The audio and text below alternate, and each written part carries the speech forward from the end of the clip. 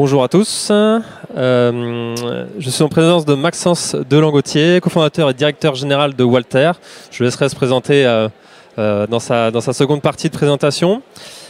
Moi je suis Pierre Mury, je suis responsable d'efficacité énergétique pour CJBAT. CJBAT c'est une marque de GRDF où c'est l'expertise efficacité énergétique et réglementaire gaz de GRDF. Aujourd'hui on va parler décret tertiaire et comment optimiser ces installations pour atteindre les objectifs qui sont assez ambitieux du décret tertiaire, et notamment l'objectif 2030. Donc décret tertiaire, donc première étape validée. Pourquoi première étape validée? On va le voir. C'est une première étape qui était plutôt juridique et administrative pour l'instant. On ne va pas refaire tous les textes, toutes les lois qui sont sorties. Mais le décret tertiaire, il vient de quoi? Il vient de la loi Elan, puis le décret tertiaire qui est sorti en juillet 2019. On a eu plusieurs arrêtés qui sont sortis, dont l'arrêté méthode qui est très important, qui définit toute la méthode pour répondre au décret tertiaire, puis des arrêtés modificatifs. Donc je ne vais pas rentrer dans les détails. La première échéance qui était très importante, c'était au 30 septembre 2022. On avait 3 obligations. Déclaration du patrimoine sur Opéra, déclaration de l'année de référence entre 2010 et 2019, et déclaration des consommations énergétiques 2020 et 2021. Donc ça, c'est des choses que vous devez connaître. L'État a accordé une petite tolérance pour faire ces 3 déclarations jusqu'au 31 décembre. On a des consultations qui ont été faites pour avoir les derniers seuils en valeur absolue qui ne sont toujours pas sortis, comme vous le savez, et qui vont sortir courant de l'année 2023, on l'espère. Donc nous, on est ici. On a déjà fait un beau parcours, finalement, plutôt administratif et juridique, comme vous pouvez le voir. Mais il nous reste la première étape, qui va être plutôt technique, c'est l'objectif 2030, comme je disais, du décret tertiaire. Et on va voir dans la présentation comment optimiser nos installations et essayer d'aller atteindre ce 2030 avec des TRI très très faibles et en gardant les solutions existantes. GRDF a travaillé pour donner les données de consommation. Donc on a donné les historiques de consommation gaz pour les assujettis au décret tertiaire. Et donc ça a commencé après début d'année, février 2022, jusqu'à encore aujourd'hui. Et il y en aura encore demain parce que tout le monde n'a pas encore fait les démarches sur la plateforme Operat pour déclarer ses données de consommation. Donc on a environ 7000 demandes. Donc une demande, ça peut être un PCE comme 500 PCE. Donc on ne sait pas très bien estimer le nombre de PCE, mais il y a beaucoup de demandes. Qu'est-ce que dit le décret tertiaire? Si on reprend le texte du décret tertiaire, une chose intéressante, dans le grand 2, on a les actions destinées à atteindre les objectifs du décret tertiaire. Elles sont mentionnées dans cet ordre. Donc on a d'abord la performance énergétique des bâtiments, l'installation des équipements performants, comment on va exploiter ces équipements par la suite, puis après on a l'adaptation des locaux à un usage économe et le comportement des occupants. C'est un ordre, donc c'est un ordre qui est donné par le texte.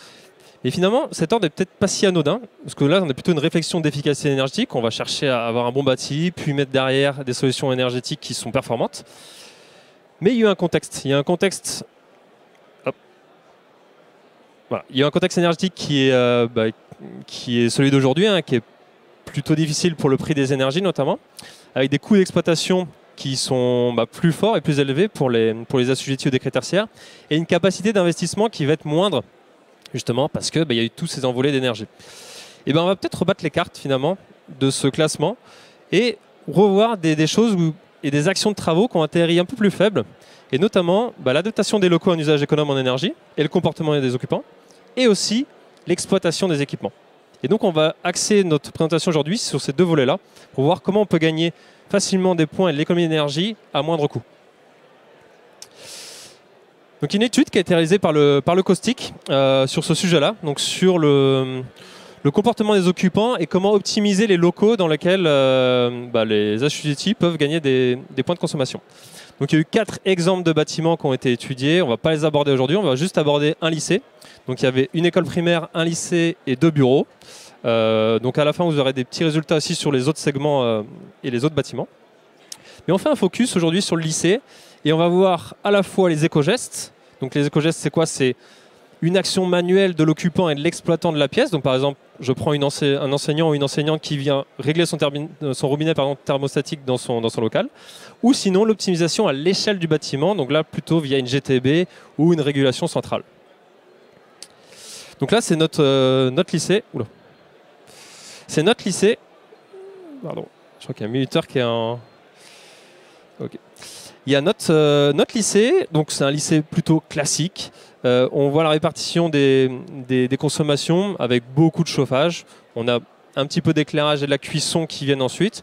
On est sur un bâtiment des années 70, donc les plus ou moins performants, simple vitrage, toiture terrasse et mur extérieur isolé. Donc voilà, environ 400 élèves. Donc c'est un bâtiment plutôt classique.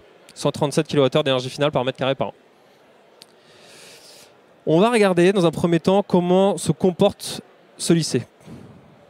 On va regarder 3 volets. L'occupation maximale de ce lycée. Donc là, on est de 7h30 à 18h30, hors cuisine et internat. 5 jours par semaine, on est sur du classique et en dehors des périodes de vacances.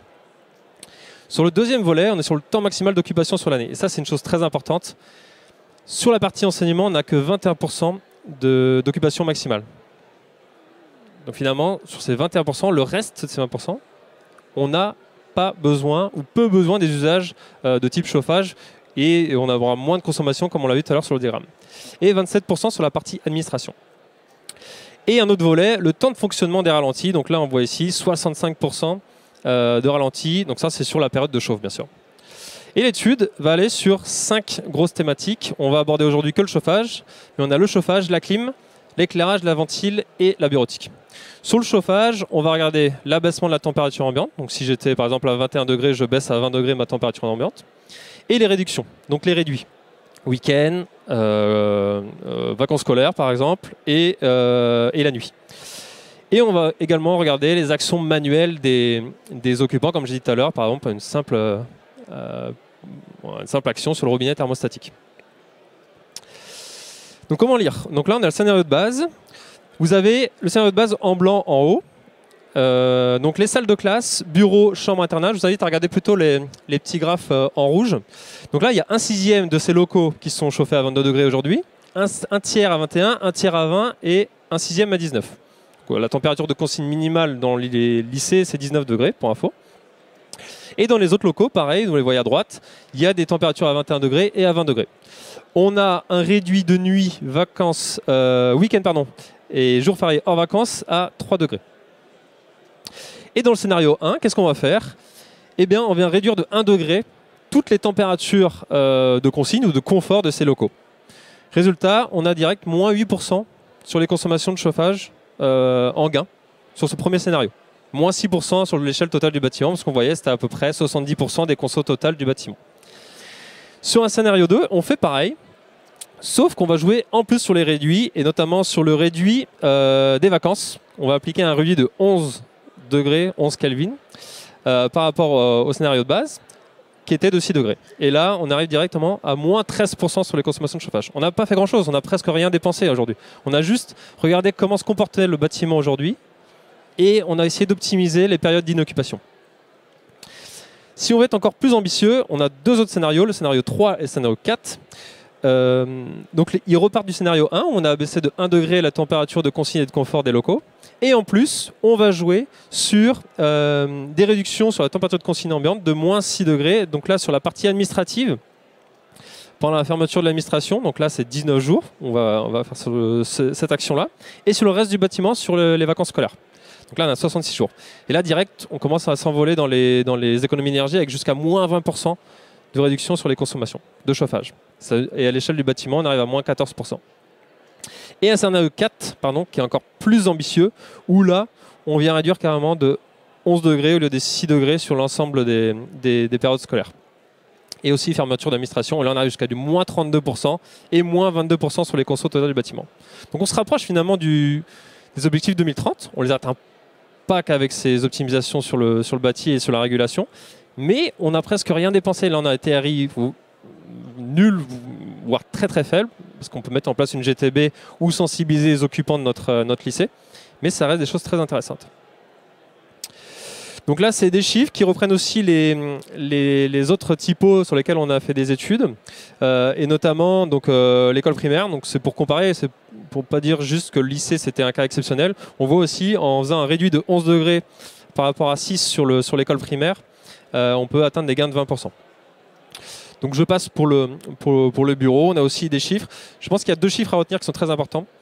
et sur lesquels on peut jouer, c'est sur les périodes d'inoccupation. Donc là, 15 à 40% ici, ce qui est énorme en fait finalement. Et c'est sur ces choses-là, et même pas que en décret tertiaire, pas que sur le décret tertiaire, aussi dans le logement en fait finalement. Le logement est jamais tout le temps occupé et tous les logements sont jamais à 100% occupés. Et sur ces phases-là, il faut gagner des points et des consommations.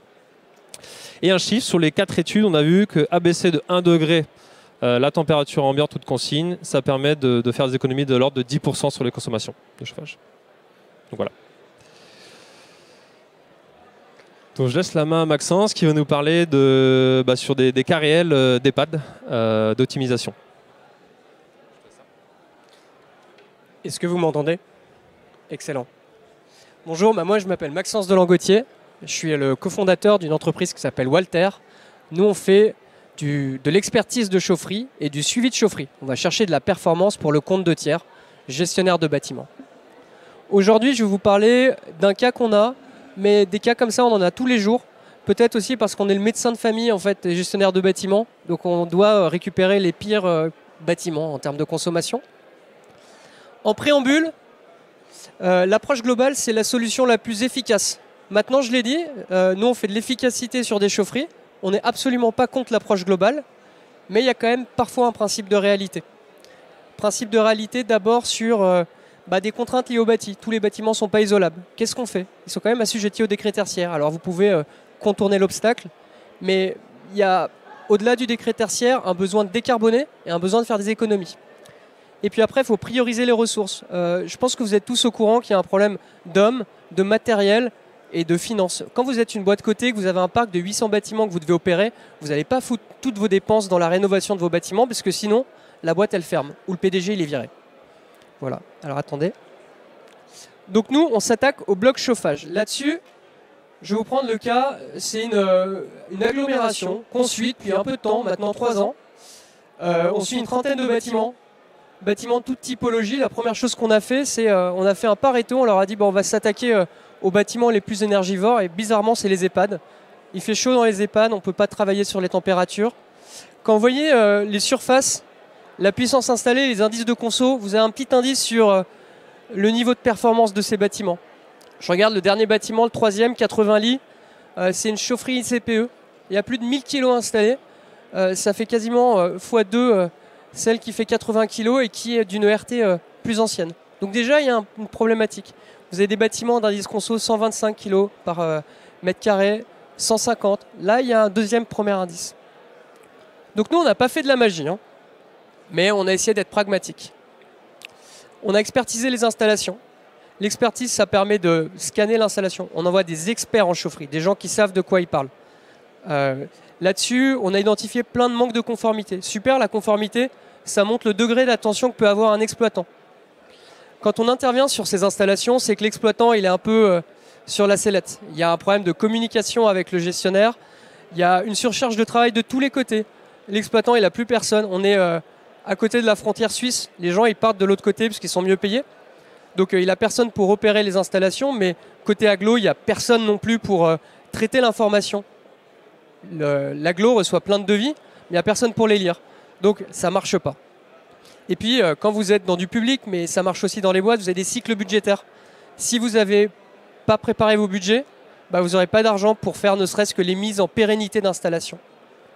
Donc là-dessus, en conformité, il y a des manques réglementaires dans tous les sens. Il y a de la surpuissance sur la production, les brûleurs sont hors service, la chaudière bois ne marche pas, elle ne marchera jamais, c'est un problème de conception. Sur l'ECS, on a installé du solaire thermique, il est mort, il est caramélisé, mais bon, ça c'est 90% des installs. La production aussi d'ECS, elle est inadaptée. Il y a 6000 litres sur une des installs de ballons tampons en trop, c'est monstrueux. Les régules, je ne vous en parle pas, soit elles ne sont pas réglées, parfois il n'y a même pas le programme horaire, et en plus les sondes, elles ne sont pas installées. Une sonde plein sud, ça ne marche pas très bien. La qualité d'eau, il n'y a pas d'attention, il y a un pH très élevé, il y a de la corrosion, il n'y a pas de peau à bout. Il y a des problèmes de filtre magnétique, il n'y a pas d'adoucisseur, c'est la cata. Le suivi, vous n'avez pas de thermomètre. Comment est-ce qu'il fait l'exploitant pour savoir la température de retour sur ses chaudières? Un peu compliqué. Et enfin, il n'y a même pas de calorifuge. Donc bref, on travaille sur l'expertise en 2020, entre 2020 et 2021. Il y a un nouvel exploitant qui arrive. Forcément, il va essayer de bien faire le boulot, un peu mieux. Et puis, manque de bol, il nous a un peu sur le paletot, donc il va faire encore un peu mieux le boulot. Conformité, tout de suite, ça fait peur aux agglos, donc on remet tout en conformité. Après, on travaille sur le premier échelon, on va travailler sur la suppression de la chaudière bois défectueux. C'est super, une chaudière bois défectueuse, quand il y a 3 chaudières, on va se concentrer là-dessus, mais on oublie que les 2 autres gaz, elles doivent condenser. On va peut-être les faire condenser, on va commencer par ça. On va travailler sur les régules, on va travailler sur les premiers réglages de régules, un programme horaire, un mode jour-nuit, c'est déjà pas mal. On va travailler sur l'abaissement des températures, sur le réglage des circulateurs. Quand vous bloquez les circulateurs qui sont en vitesse fixe, en vitesse maximale, vous avez un mauvais transfert qui se fait. Vous allez travailler sur la qualité d'eau. On va suivre l'installation, on va installer tout ce qui permet de suivre une installation, ne serait-ce que des compteurs ECS. C'est génial, on va pouvoir voir ce que les utilisateurs dans un EHPAD consomment en termes d'ECS. En plus, c'est quand même des consommations qui sont assez anticipables. On calorifuge les réseaux. Première année, on est entre 5 et 22% d'économie à DGE constant par rapport à l'année d'avant. On n'a pas fait des miracles, on a juste fait de la bonne exploite. On s'est donné les moyens de régler les problèmes de pérennité et on a donné des marges à l'exploitant pour qu'il bosse sérieusement. Bon, manque de bol, j'ai des experts qui sont un peu engagés et nous disent en vrai c'est nul ce qu'on a fait, il faut aller beaucoup plus loin. Et pendant l'été, on discute avec le gestionnaire, l'exploitant, on leur dit il faut que vous protocoliez les installations. En fait, on a tout le protocole, il faut que vous le mettiez en marche. Ils disent ouais, mais on n'a personne pour le faire. Ok, et on va le faire avec le gestionnaire de bâtiment. Donc on est allé sur site, on a réglé les installations et on l'a fait valider par l'exploitant parce qu'il y a quand même un problème de responsabilité. Donc là-dessus, on a réglé l'allure des brûleurs, les débits gaz, les combustions. On a réglé les consignes de chaudière, on a bridé les puissances. Vous vous souvenez du 3e bâtiment, celui avec énormément de puissance ? Il y a trop de puissance installée, ça ne sert à rien. On ne se sert jamais de ce niveau de puissance. Donc vous avez trop de puissance, vous n'allez jamais au taux suffisant pour avoir des rendements appréciables, et donc vous surconsommez. La régulation, on va un peu plus loin. On édite un référentiel de réglage qu'on met en chaufferie. À chaque fois que l'exploitant passe, il met à jour les réglages qu'il a mis à jour. Et ça, c'est pas mal puisque ça permet une certaine traçabilité dans le temps. On travaille un peu sur la distrie. À date, ça c'était fin janvier. Les derniers chiffres sont un peu meilleurs. On est entre 16 et 26% d'économie par rapport à l'année 2021-2022. On va atterrir au final, à 20%, 38%, 37%. On a encore jusqu'à 2030 pour aller chercher le décret tertiaire, les 40%. Alors effectivement, c'est les plus gros contributeurs. Maintenant, quand vous gérez un parc, il y a un système de compensation, donc vous allez pouvoir jouer là-dessus. On n'a toujours pas travaillé sur le solaire thermique. Il y a plein d'autres solaires thermiques qu'il faut remettre en état. Ça, tout de suite, ça va faire baisser les consommations. Dans un EHPAD, l'ECS, c'est pas négligeable. On va supprimer les ballons tampons. Là, il va y avoir un deuxième effet qui se coule. Sur le suivi, on n'a même pas commencé à bosser sur le pilotage. Ça, c'est le travail de l'année prochaine. On va installer de quoi piloter sérieusement une installation. Mais pas uniquement sur les EHPAD, sur l'intégralité du parc. Parce qu'en fait, le gestionnaire, il est capable de faire les investissements puisqu'il a prouvé à ses administrés, à ses élus qui votent son budget que ça marche. Derrière, il y a tout un tas d'actions. On peut jouer sur l'usage, on peut jouer sur des actions d'isolation qui ne seront pas globales puisque les bâtiments ne s'y prêtent pas. Mais on a pas mal de choses à faire et on n'a toujours pas regardé la situation de référence qui, à mon avis, est inférieure à la situation de consommation en 2020. Donc aujourd'hui, je ne suis pas en train de vous dire que le 40% il est atteignable partout de cette manière, mais quand vous gérez des parcs, il est atteignable sur pas mal de bâtiments. Tous les bâtiments au-dessus de 120 kg par mètre carré, a priori, il y a pas mal d'améliorations à aller chercher. En très simplifié, passez par une phase d'expertise, essayez de comprendre vos installations et que les parties en présence se comprennent, se parlent. Il y a un point, nous on est issu d'un bureau d'études et il y a un truc qu'on ne faisait pas très bien, c'est restituer et engager. Quand vous restituez une expertise, parlez pas technique, parlez budget, parlez mise en perspective, parce que c'est ça qui fera que vous pourrez avoir les moyens pour faire de la bonne exploitation. Et après, il faut suivre, il faut piloter et il faut marquer en fait à la culotte l'exploitant qui ne cherche que ça. Il n'a qu'une envie, c'est de bien faire son boulot. On peut dire tout ce qu'on veut, il n'y aura jamais un bureau d'études dans toutes les chaufferies, mais il y a au moins il y a au moins un exploitant de chauffage dans tous les bâtiments. Donc si vous voulez agir pour la transition, commençons par faire de la bonne exploitation. et vous servirez le décret tertiaire. Avant de finir, nous, il y a un truc qu'on aime bien, c'est que parfois, je sais que le gaz, il y a des points d'interrogation en ce moment. En revanche, c'est quand même, il y a des éléments de décarbonation qu'il y a. Nous, le biométhane, on y croit beaucoup. Alors là, je vais te laisser reprendre la main pour juste en parler. Merci. Merci Maxence. Je vais juste finir sur cette slide-là. Donc là, on a vu finalement qu'il faut bien connaître son bâtiment pour mieux consommer, mais aussi il faut bien régler ses installations et l'exploitation pour justement se servir de ce qu'on a aujourd'hui. Et aujourd'hui, il y a beaucoup de bâtiments qui sont au gaz. Et même si le décret tertiaire ne l'aborde pas directement, le décret tertiaire, on peut aussi lui donner une valeur plus verte et moins carbonée. Et en conservant des solutions et des installations gaz, et justement avec tout ce qu'on vient de vous expliquer et vous projeter, on peut aussi diminuer l'empreinte carbone de son parc tertiaire. Et donc là, je vous ai mis les derniers chiffres du gaz vert en France. Donc vous avez tous les sites de production de biométhane sur la slide, sur la partie gauche de la slide, avec plus de 514 sites aujourd'hui en France, avec un total de 9 TWh environ de production, de capacité. Et les objectifs à droite de la slide, avec aujourd'hui, donc on a 3% de gaz vert dans les réseaux, mais des objectifs très forts et très ambitieux de notre part, c'est de verdir clairement le parc, le gaz en France, et d'atteindre du 20% en 2030 et du 100% en 2050. Donc voilà. Donc associer une bonne connaissance du bâti, bien exploiter son bâtiment, ça permet aussi de conserver donc les installations gaz et aussi de verdir ses consommations. Voilà. Merci beaucoup.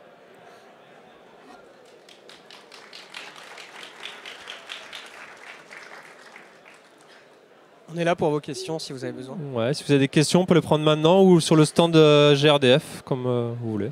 Ah, une question là. Il y a quelqu'un, il y a un modérateur. C'est justement par rapport à cette dernière planche. Quand vous marquez qu'en 2050, vous voulez être à 100% de gaz vert, vous considérez qu'il y a une diminution globale de la consommation de gaz? Pas que vous allez produire 9 gigawatts fois 35? Oui, tout à fait. Ouais. Ok. Aujourd'hui, on a à peu près 400 Tera de consommation de gaz en France environ.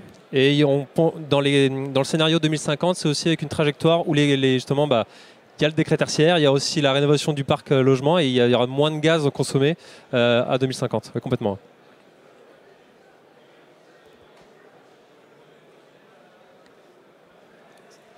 Moi j'ai une petite question parce que du coup vous parlez de... Je m'approche. De gaz vert à 100% en 2050. Il faut tenir jusque-là sur l'opérate. Du coup, quand vous présentez Walter, vous présentez l'alternative par rapport aux chiffres que vous exposez. En gros, c'est ça que vous dites, quoi. C'est que quand on ne peut pas rénover ou faire les travaux utiles ou de manière financière ou technique, on peut arriver par la bonne maintenance et réglage des installations à arriver au moins 40 en 2030. Il y a un truc là. Je veux clarifier mon propos. Je ne suis pas en train de dire qu'on y arrivera partout. Je dis que 40%, ce n'est pas inatteignable. Globalement, vous allez avoir un petit jeu de 10-15% par rapport déjà à la performance initiale. Vous savez, la performance de référence. Et derrière, nous, ce qu'on voit, c'est qu'il y a entre 10 et 20% d'économies à aller chercher sur tous les bâtiments sur lesquels on intervient. Donc, on ne va pas tout couvrir sur de l'exploitation. On va faire de la performance, mais après, vous avez l'intermittence du bâtiment sur lequel vous pouvez jouer. Et après, il y a tout un tas d'actions autres que vous pouvez amener qui vont vous emmener vers les 40%. Il y a des bâtiments où vous n'aurez pas le choix. Soit vous faites une grosse étude pour arriver à sortir du décret tertiaire, soit vous ferez une réno globale. Parce qu'il y a un très gros challenge pour GRDF là-dessus. Entre autres, l'interdiction de l'énergie fossile. Coller le micro peut-être. Ouais, je suis un peu malade, du coup j'ai pas envie de contaminer tout le monde. Mais oui, vous avez un challenge très important puisque le gaz, l'énergie fossile va être très clairement interdit. Déjà, ça l'est sur l'habitat, ça va venir sur le tertiaire. Et du coup, donc vous avez une projection à 2050 Moi, j'ai des bâtiments où justement le biomasse, la PAC est difficilement atteignable, le CPCU non plus. Et du coup, on se dit, voilà, le gaz. Donc, moi, je suis intéressée par Walter. Mais, ça, j'aime pas trop. Mais... Je sais, le solaire thermique, personne n'aime parce que ça a pas mal cassé il y a quelques années. Mais il y a tout un tas de solutions. Vous allez pouvoir avoir des systèmes moitié ENR, moitié solution carbonée, puisque vous avez quand même de l'intermittence à gérer.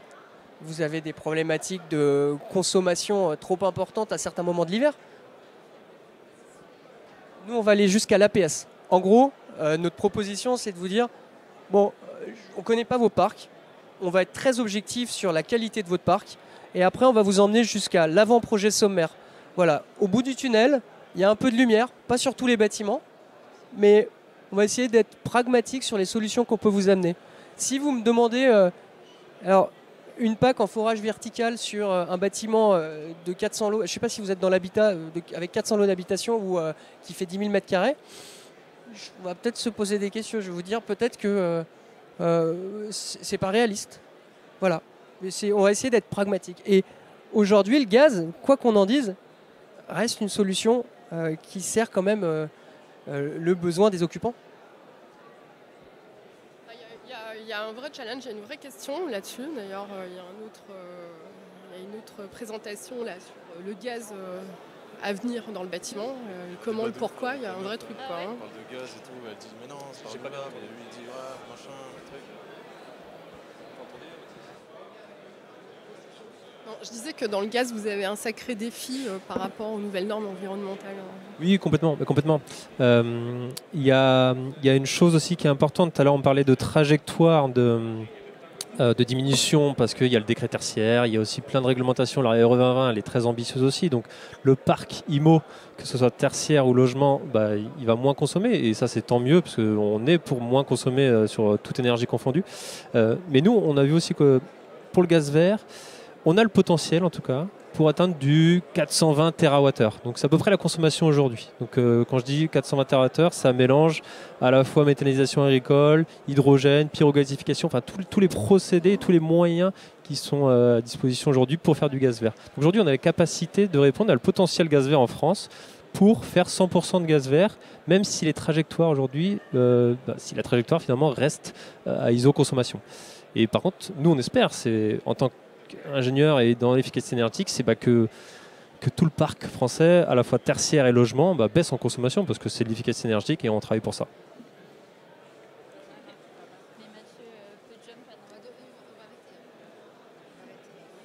Je ne sais pas s'il y a d'autres questions. Dans ces cas-là, merci. Non. Merci à vous. À bientôt. Au revoir.